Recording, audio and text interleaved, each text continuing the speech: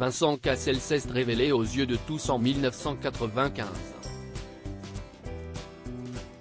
Dans le choc cinématographique inoubliable que t'est La haine de Mathieu Kassovitz, la performance marquante du fils du cinéaste Jean-Pierre Cassel avait été récompensée par une nomination pour le César du meilleur espoir masculin et le César du meilleur acteur. Mais avant cette reconnaissance, qui lancera sa carrière au cinéma et fera de lui une star internationale, son petit frère, plus jeune de 3 ans, était plus célèbre que lui. En effet, sous l'alias Rockin' Squat, Mathias Cassel avait lui déjà bien avancé dans son parcours et faisait partie des pionniers d'un courant musical aujourd'hui incontournable, le rap. Car si le rap français est aujourd'hui le genre musical le plus écouté dans l'Hexagone, ses débuts dans le pays des Lumières furent pour le moins poussifs. Il a fallu que des artistes réussissent à imposer cette musique et toute la culture qui l'englobe, bien qu'elle soit parfois catégorisée et incomprise. Mathias Cassel faisait partie de ces précurseurs. Adolescent, il débute en tant que tadger et baigne dans le milieu underground. Son enfance aisée, grâce à la carrière de réalisateur de son père, lui permet de grandir aux États-Unis où il peut s'imprégner de la culture naissante qu'ouest le hip-hop. De retour en France, il fonde en 1985 un groupe qui va devenir mythique pour l'histoire du rap français, Assassin.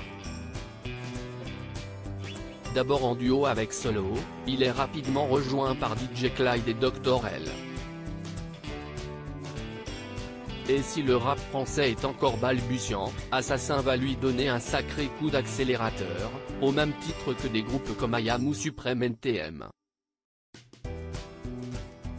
Une carrière brillante, un artiste attachant mais des propos controversés, le groupe est le premier à créer son propre label indépendant, une grande première pour l'époque. Les 3 premiers albums du collectif, Le futur que nous réserve-t-il ? 1992, L'homicide volontaire, 1995, et Touche d'espoir, 2000, deviennent tous des classiques indiscutables du rap français, en plus de jouir de beaux succès commerciaux puisqu'ils comptent tous plus de 100 000 ventes. Mais si Rockin' Squat a glané un disque d'or pour chacun des opus, si est surtout pour la grande influence qu'a eu Assassin en France que la carrière de Mathias Cassel est unanimement reconnue. À titre d'exemple, Booba leur a carrément dédicacé directement un morceau en 2015 sur son album Nero Nemesis, probablement l'effort le plus abouti de la carrière du duc de Boulogne, intitulé Génération Assassin. Car si vous pensiez que Vincent Cassel, habitué des coups de gueule, fait dans le politiquement incorrect, il est un enfant de cœur comparé à Mathias. Assassin a toujours fait de son rap anti-système une arme politique et saine et servi pour dénoncer certaines tendances ou soutenir d'autres causes, mais il y a parfois eu des dérives. Au cours des années 2000, la carrière du groupe périclite. Le label ferme et Rockin' Squat se lance en solo. Malheureusement, la politique laisse parfois place à des théories du complot fumeuses. Illuminati, nouvel ordre mondial et antisémitisme remplacent écologie, paix dans le monde et droits des femmes.